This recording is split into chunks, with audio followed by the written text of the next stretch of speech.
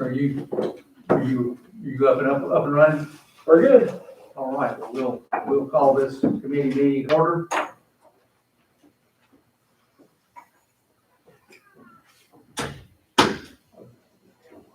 And tell you what, if you don't mind, you'll bow your heads, I'm gonna go with a short prayer. Dear Father God, thank you, Lord, for being in our presence here today. We ask that you be with us as we transact the business of the people of this county. We ask that you be with us throughout the day, that we might witness for you in all that we do. In your name we pray, Lord. Amen. Amen. Beth, appreciate you being with us today. Sorry you were not able to be with us when we met 2 weeks ago. We have been going through the process that took place in regard to these funds. As you are well aware, started back in 2017, 18, 19, 20, and it's continued through today. One of the exercises that we went through was looking at emails, and there were a couple of emails that brought forth some questions, and I've got mine, but I haven't got that email right at my fingertips. Mr. Ali, did you? I found the one I was Okay. looking for. If you want to go ahead and pose first question. Well, I mean, and hopefully this won't take very long. I don't have a ton of questions here, but,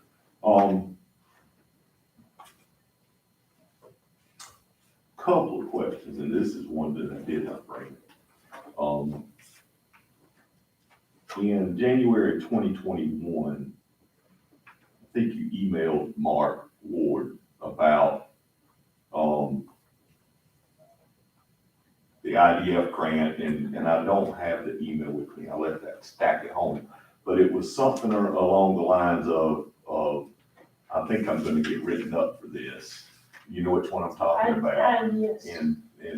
But apparently it didn't get, written up for him. If I can clarify my email. Yeah. That, the auditor was on site, and at this point in time with the grant, which I didn't consider a grant at that point in time because the agreement, we of course had not received the signed agreement, so we're kind of in limbo. So I had not included that in with my grant schedule and doing the audit. So when the auditor got here, of course, he had seen the articles and all through the paper and everything, so he was asking questions and all. So what happened with my email to Mark was asking him for the documents that he had pertaining to the grant that I didn't have, so that I could provide those to the auditor so he could do his compliance work. That's what you were talking And about. that's, Do and you when I know said, why he didn't do it? Do you know why he didn't? I mean, because you talked about gonna get written up in there, of course, and then there's nothing in the audit. there is. Well, but it's a mention of it, but it's not. It was a material deficiency because by the grant agreement not being signed, Right. that's an automatic. Okay. So that's what I was referring to as a write-off. Right. The other question, and I know you gave us, this is a deposit from Edward. I'm assuming returning the money That is correct. from the water project on the 28th of, or it was deposited the 28th of 2020. The email that you got from Mr. Ward, and it also went to Sherilyn, it's an email from Sean McCorkle at Track to Mark. It's basically got an invoice attached to it for $531,000, or $506,000, I think was the remaining part of that.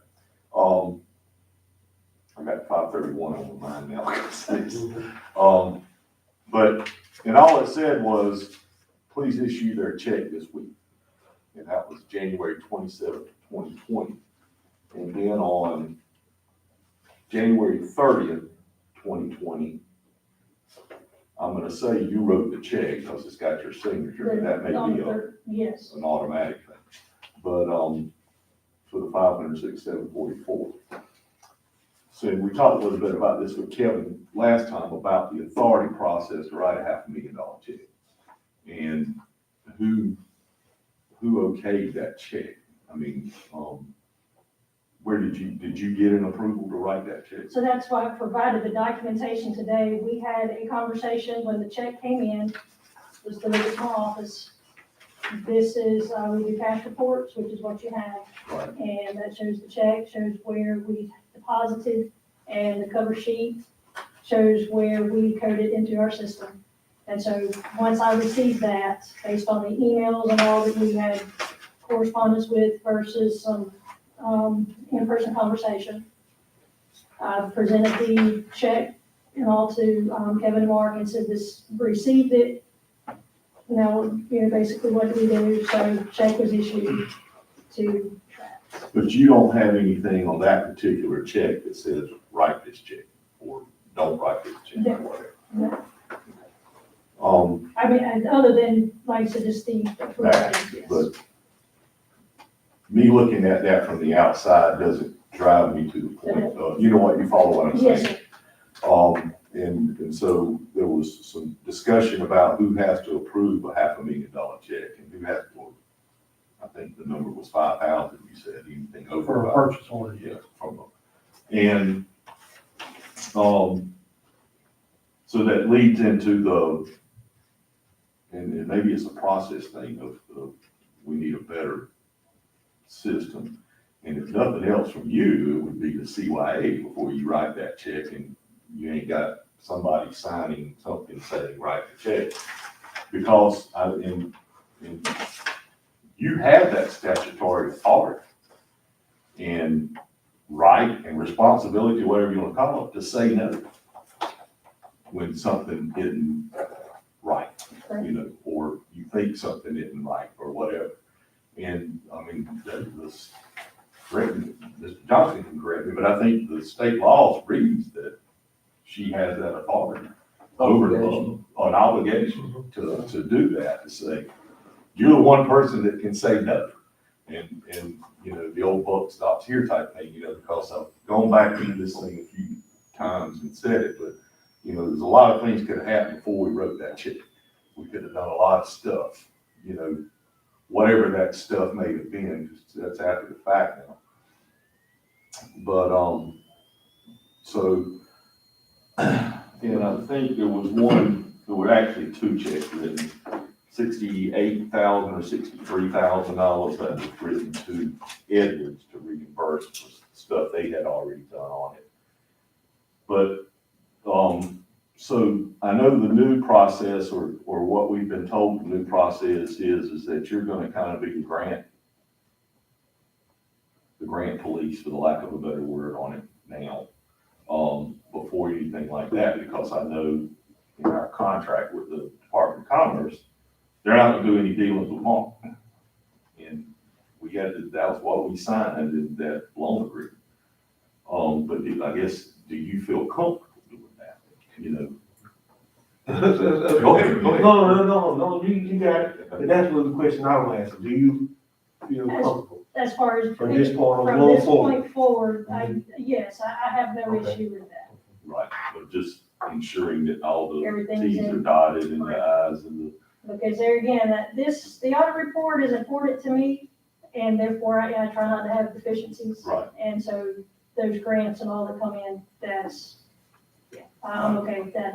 If I have oversight, then I can make sure things are where they're supposed to be. But as you recall it, the authorization to write that $506,000 check was just a conversation y'all had had. Correct. And not a written approval or an email or something, you know what I'm saying? Yes. So, Well, can I ask one question? Yes, sir. You and I talked about this earlier. You clearly understand that you are to be independent of other folks in this process, that you as the finance officer clearly statutorily have the obligation to, before a check gets issued, to be sure that there's an appropriation to support it. Correct. And also that there's adequate funds wherever. In this case, there was not a project ordinance that covered the TRAPS contract, but something that covered the original water tower project. So whether the manager approves it or you have an obligation independent of both Mr. Patterson and Mr. Ward and anybody else as finance officer, whether they think it should be approved or not be approved, you have an obligation statutorily aside from what an audit might report, that's your statutory obligation. Yes, And you clearly understand that now. I do. And one thing, that was the question I wanted to ask, was, do you still feel comfortable with everything? Moving forward, yes, sir. Okay. Yes, sir. And as far as this piece, my understanding, and I'm not privy to every conversation that takes place Right. with economic development just because of the nature of the beast. But mine was under the impression everything was kosher with the second piece moving forward, and I felt comfortable. Well, you clearly wouldn't approve something that Mr. Patterson said was inappropriate to Absolutely approve. not. But you have an obligation there's an extra layer there. Yes, yes, and we've exercised that, Right. so yes. Yeah, and I think personally, if I were gonna write a $5,000 check or $500,000 check, I would want somebody's Some written signature. authority, and maybe it's an email, but I mean, but then we got to talk about retaining all that, which we've done a little bit. But I would want somebody's okay on it, you know, I would just, not my own, that's my feeling about it. In addition to making the To determination. making sure that everything is right. Right, yeah. That Well, all. clearly you were on something where the county manager said, we don't need to issue this $500,000. You clearly, that would be part of the Oh, process. yeah. And that's one thing about it, we're upgrading our financial system. And the approval processes on purchasing are gonna be in there, including that, where now we do emails or signing off on it, hard invoices or whatever. They will actually be keyed into the system that you can't bypass. So that was one upgrade that we're making with the new financial software. What is the authority to approve that expenditure part of that process? It is, we have set up the $5,000 parameter for Kevin, and then, anything over that, for him to be part of the workflow. So once that's implemented, we will have something hardcore in place. And so in that case, he will have to physically do something that authorizes That's that correct. check. And they will be part of the accounting system, so that as long as those financial records exist, that It's- authorization will be there. Okay, So there's a written, but, whatever. excuse me, I'm sorry, but No, I just wanted to, but that system is not in place yet. No, we're in the final stages of getting everything. So today, if that were to come up, how would that $7,000 request be handled? So today, if that comes up, whichever department, requests that $7,000, if that email comes to me and doesn't necessarily go to Kevin because some departments don't understand the dollar threshold, if it gets to me, I will forward that to Kevin and then wait for his approval to come through. And then once it comes through, then that is forwarded to my accounts payable person, and then she's got the authority there in writing to. How is it forwarded to Kevin?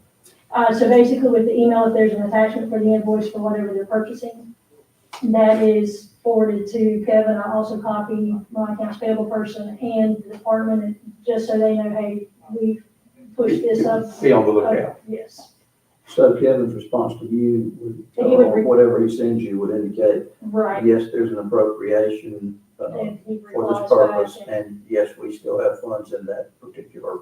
Oh, Whatever. it's up to her to determine the budget and the Okay, how do you do that? Funds available. Right, how are you gonna do that? So the budget, we review that in my office. The departments have the capability of also reviewing their budgets, and they should know before they submit the request that yes, the 7,000 is there. We verify that it's there, purchase order is put in, and once the approval is obtained, and then we, like, to secure the funds, and then we, So people under your supervision or you they will don't, look at it for those two things. that's correct.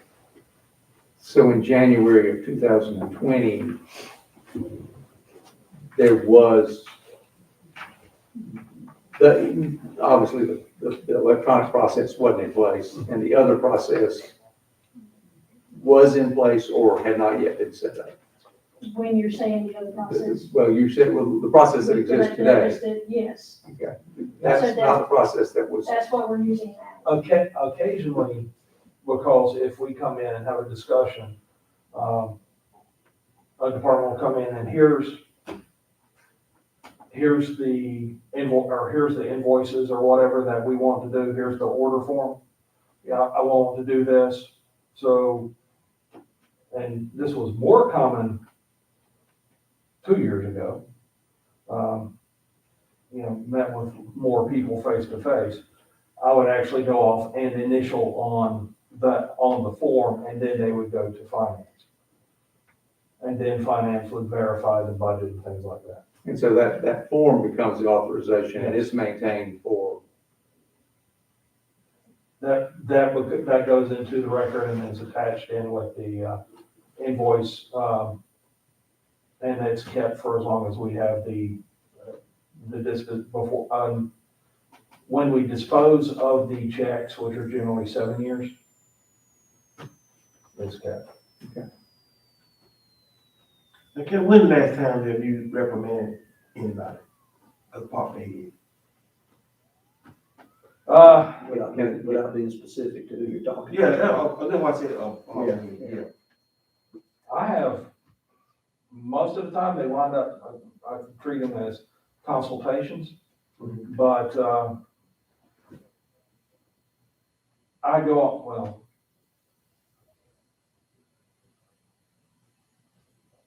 it's been within the last 2 years that I've actually reprimanded a department head.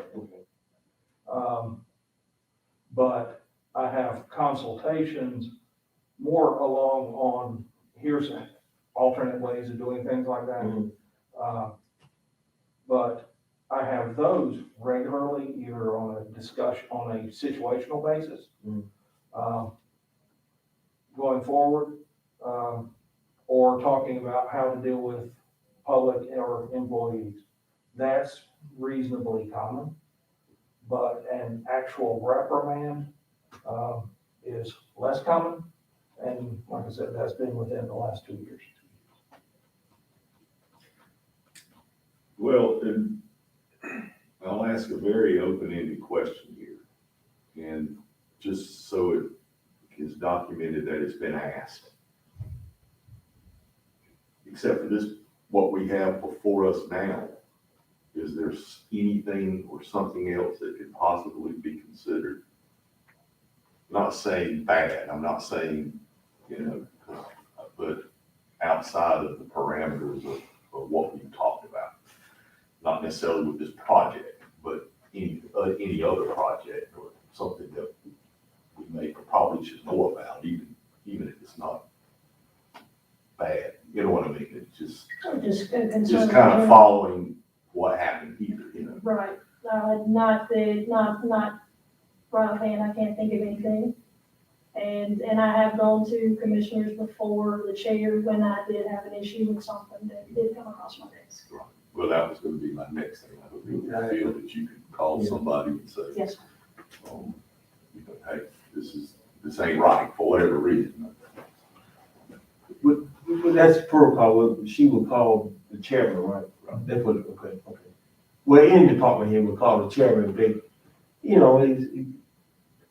got a complaint, even with Kevin. Right. Okay. I appreciate the fact that you do that, and I understand why you do, but, were you to get some, even if the chair said something you felt was inappropriate, Beth, if it's still not kosher under the statute, that you've done your due diligence by sharing it, but absolutely. what a chair or anybody else on the board says will not override the statutory obligations, Well, that kind of leads into, we learned this in the last meeting, that apparently Mr. Davis was gonna be, talked about, that he said we had an obligation, or a moral obligation, I think is the word used, to pay it. But do you know of anything about that, or was that any part of the conversations, or? That, I may have heard that in a meeting somewhere, but that wasn't. But not from Bob. I can't sit here and say for sure I did hear that, but I can't say that it was directly. If it did, it didn't make a big enough impression that you To remember, be- yeah, yes. okay, that's. Okay. Right now, that's all I know. I'm not even sure that's something. Well, I know that, and I'm trying to remember, we had a conversation probably summer of 2020 when we were talking about the grant money that we owe becoming a loan. And I think at that board meeting, we didn't take a vote, but I think there was a conversation about where we were and we were gonna have to pay that money. And I don't remember Bob saying anything about moral obligation. I remember the sense of the conversation was that the board agreed that that was something that we had an obligation to do. That's my recollection. Well, we'd already taken the obligation, we'd already paid it. So, I mean, we'd already assumed the obligation then, but you're talking about the loan, I assume. Yeah. Pay back. Yeah, but it was something that we, and also, there were efforts at that time and subsequent to that time to have that money. I think that during, I don't want to say this any other way, when I first learned about it, I think you and I learned about it at the same time. You and I and Bob were in that. And I couldn't remember who the other one was, but I remember you and I being there. That one of the focal points after that was trying to not have to pay it or to be able to get the debt and subsequent the loan forgiven. And I believe that there's some emails from back and forth between Mr. Ward and Emily Miller sometime during the summer, and a letter that Mr. Patterson was encouraged to write, I think requested to write from Secretary Copeland, about taking responsibility and the request for consideration to have that forgiven. April 9th. Yeah, yeah, and I think I've got something dated June 20th of that. It might have been, But that's all right, I think I've got that here. And I'm saying that, I think that, to say that Mr. Davis felt that there was a moral obligation, I think that was, in my mind, the sentiment of the board. And that I think that, and part of that was, there were efforts to make for the loan to be forgiven, and I think there were tremendous efforts and some confirmation, both from our legislative delegation independently, from other sources, meaning both the governor's office and maybe Congress. I can't speak to those I didn't have personal knowledge of, that this was going to be forgiven. And then I think it just became very controversial locally, and that's kind of what may have interrupted that. But I say all that just because I think that there was to say that we didn't have a contract and we perhaps shouldn't have paid it. I understand that, and I think the points that Commissioner Ivey has made are very pertinent, in that there probably were some things we could have done, even if it was just taking a vote from the board, that would have made this documented and more maybe understandable by anybody who might look at this. But I think it's not, I think it's maybe a little more, to me, in my mind, more accurate to understand what else was going on during those processes. And in my mind, the board knew about it, obviously after the fact, but felt that there were actions to be taken to make it as painless as possible, those actions were moving forward. I think they were moving forward but I think we were also trying to respond to what we felt like was the obligation that we had. You know, I think there's in line with what you're talking about board actions or inactions. I think for a lengthy period of time, there's a general public misconception relating to the personnel component of this, that the board itself had control over some of the personnel components that the board in fact did not have direct control over. And, you know, that particular misconception, I think, lingered and may still be out there, I don't know, but, It's still, yeah, but it's, perception is 95% reality, right? right, but, you know, y'all have, Unfortunately. Yeah. for better or worse, it's been put at the feet of the board itself, and it's really not accurate on the personnel component. Yeah. Right. And I mean, I don't want to beat that point, but I think what you're saying is, you know, we're getting too far afield with that, I think. We might say that. That's a different conversation. Yeah. Beth, is there anything else about this topic that you wish to add?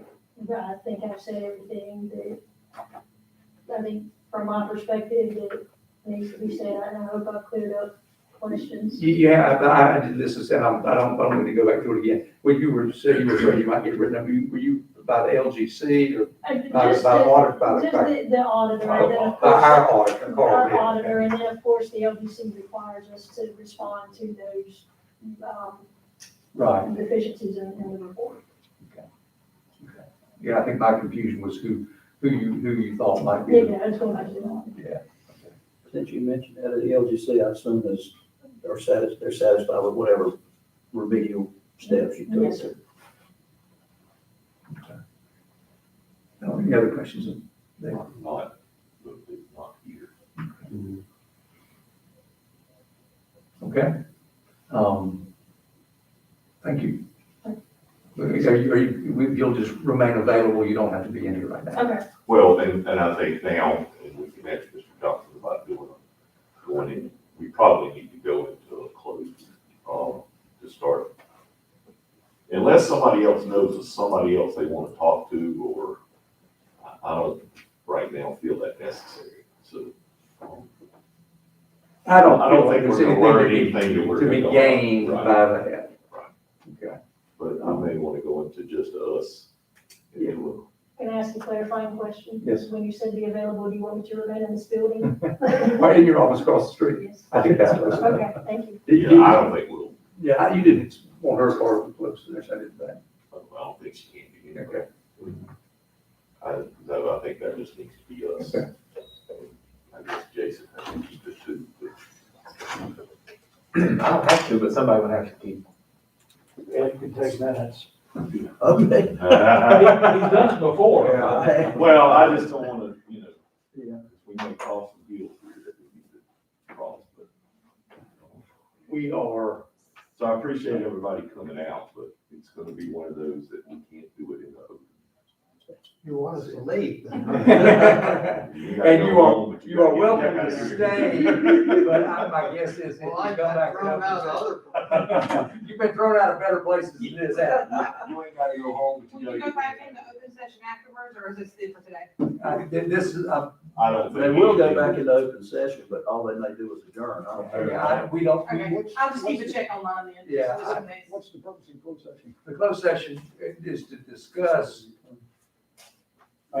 Discuss Attorney our- privilege. privileged information. Look, I'm not complaining, it's 11:30 and y'all got me get out of here, so. I don't think we'll do. And I see Jason didn't order lunch again, so. Yeah. I was hoping. Yeah. I think I'll- Okay, I think we're gonna ask the two of you to, please. Okay.